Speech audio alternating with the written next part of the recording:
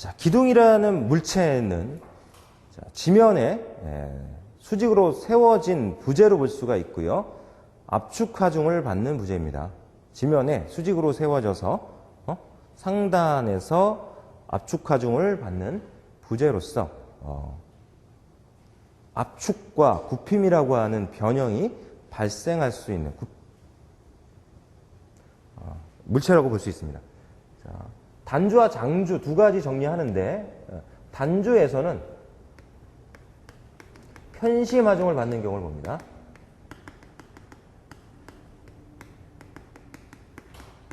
편심 하중을 받는 단주에서 정리를 하죠. 네? 기둥이 짧다는 얘기죠. 단주니까.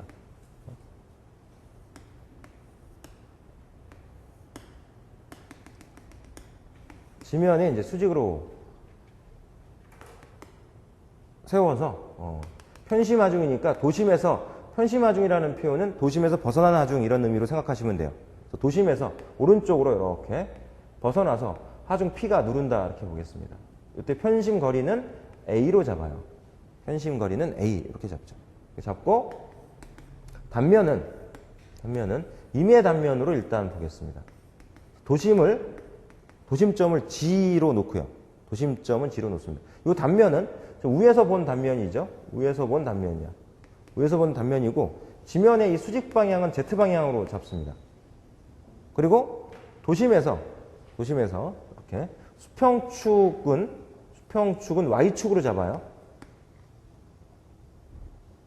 자, 그러니까 편심거리 A는 Y방향의 거리야. 지금 기준을 편심거리 A는 지금 Y방향의 거리로 이렇게 잡았어요. Y방향의 거리를 잡았고 그거의 직각인 방향은 X축으로 잡겠습니다. X축 이렇게 X축으로 잡아서 요 X축은 지금 그러니까 이쪽 방향이죠. 이쪽 방향이야. Y방향 이 방향입니다. 자, 그래서 우리가 3장 평면도형의 성질을 정리하면서 단면에 좌표 X축, Y축 잡은 거랑 지금 반대야. 자, 요거를 조심하셔야 돼. 단주 문제를 풀 때는 우리가 평면도형의 성질을 처리할 때 X축과 Y축이 이렇게 바뀌었다. 그리고 항상 X축을 기준으로 해서 우리가 필요한 값을 적용시키는 거죠. 지금 A라는 거리는 지금 X축으로부터의 거리야. A라는 거리는 X축으로부터 거리야. Y축으로부터의 거리가 아니라 X축으로부터의 거리야. 위쪽에 대한 축에 대한 거리로 봐야 되겠죠. 이렇게. 그래서 이렇게 편심 하중 P가 작용하면 이 편심 하중이 작용할 때는 이 하중 P를 중앙으로 옮겨요. 중앙으로 옮기시고 이렇게 시계 방향으로 모멘트가 함께 작용하는 거로 P 곱하기 A에 모멘트가 함께 작용하는 거로 해석을 하면 돼요. 이렇게. 편심 하중은 자, 여기서뿐만 아니라 다른 문제에서도 편심 하중과 관련된 문제가 나왔을 때는 이렇게 직접 하중 P와 굽힘 모멘트 P 곱하기 A라고 하는 우력 모멘트입니다. 우력 모멘트가 함께 작용하는 거로 처리를 해놓고 그 문제를 해결해라. 이거는 이렇게. 자, 그러니까 얘는 지금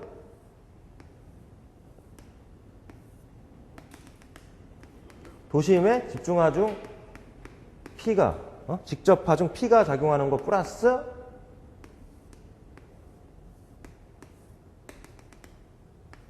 도심을 충으로 해서 지금 시계 방향으로 모멘트 M이 이렇게 P 곱하기 A 모멘트가 M이 함께 작용하는 거로 이렇게 봐라 이거죠. 그러면 중앙에서 하중이 작용할 때는 압축 응력만 발생하니까 균일한 응력이 걸려요. 균일한 압축 응력이 걸립니다. 균일한 압축 응력이 걸려. 이 압축 응력을 우리는 플러스로 볼 거예요. 이 경우는 응력 분포가 어떻게 되냐면 이 경우는 응력 분포가 이쪽은 어떻게 돼요? 인장이 되죠. 이쪽은 인장이 되고 이쪽은 압축이 돼요. 그래서 응력 분포를 보면 이런 식의 응력 분포가 형성이 되죠. 이렇게.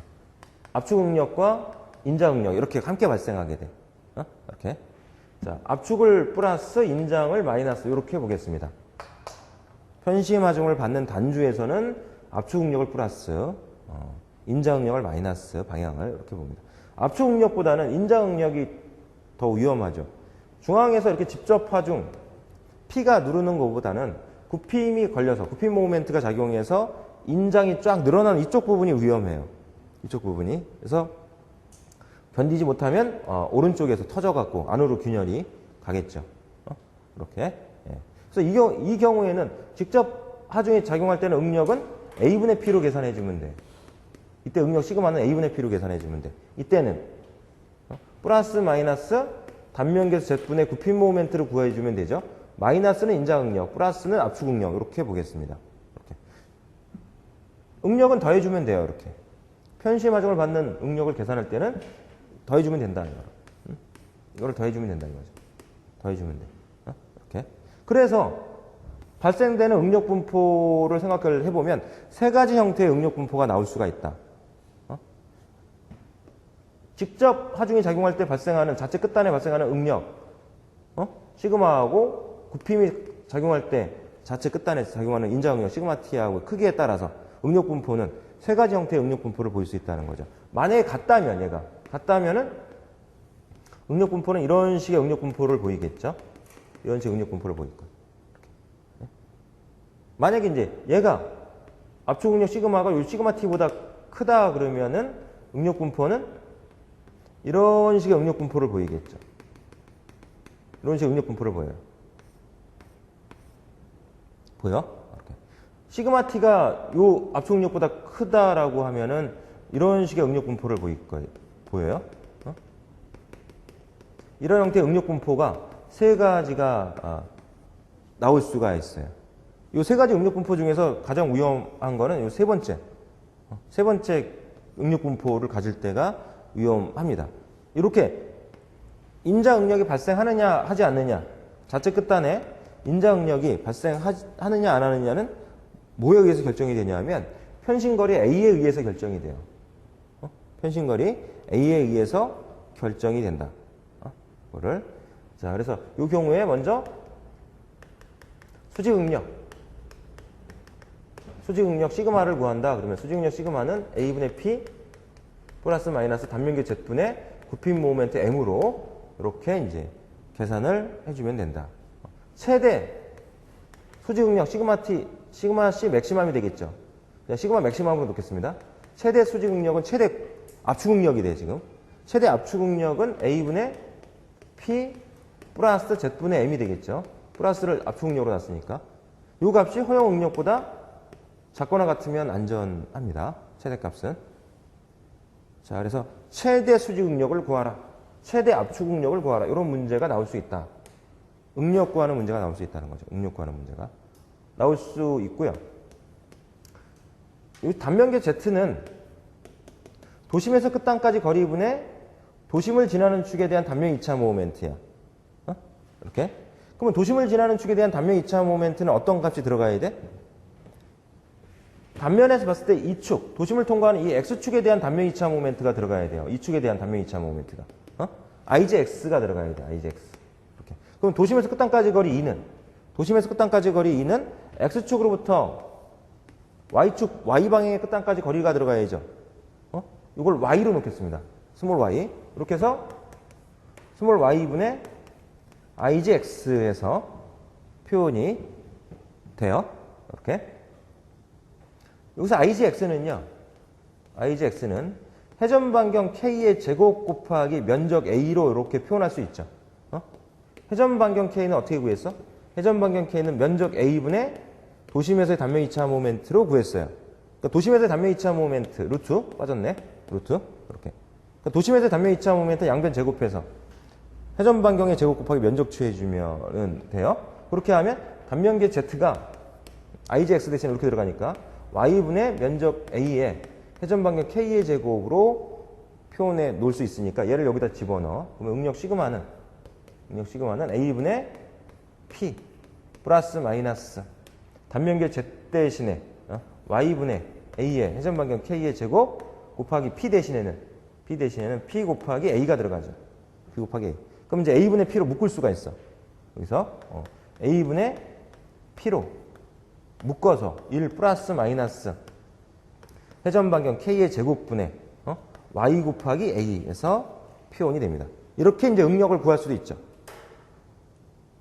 자, 이렇게 해서 응력 구한 값이 0보다 크거나 같으면 압축 응력만 발생해요. 이게 만약에 0보다 작아버리면 마이너스가 나온다는 얘기는 인자 응력이라는 얘기죠. 인자 응력이 발생하면 위험합니다. 그래서 단주, 편심화종을 받는 단주를 설계할 때는 인자 응력이 발생하지 않는 편심거리 A를 구할 필요가 있어요. 그거와 관련해서 한 번씩 문제가 출제가 됩니다. 편심거리 A, 편심거리 A를 구하라, 이런 문제들이 출제가 되는데 그거를 핵심이라고 얘기를 해요. 핵심의 범위가 어떻게 되느냐? 편심 화종을 받는 단주에서 핵심의 범위가 어떻게 되느냐? 인자 응력이 발생하지 않을 최대 편심거리 A는 얼마냐? 이런 유형의 문제들이 출제가 됩니다. 그거는 어디서 찾아야 돼? 여기서 찾아야 되겠죠. 여기서. 이 조건을 만족하도록 해서 찾아야 될 필요가 있습니다. 자, 그 내용은 잠깐 쉬었다 이어서 정리를 하도록 하겠습니다. 네?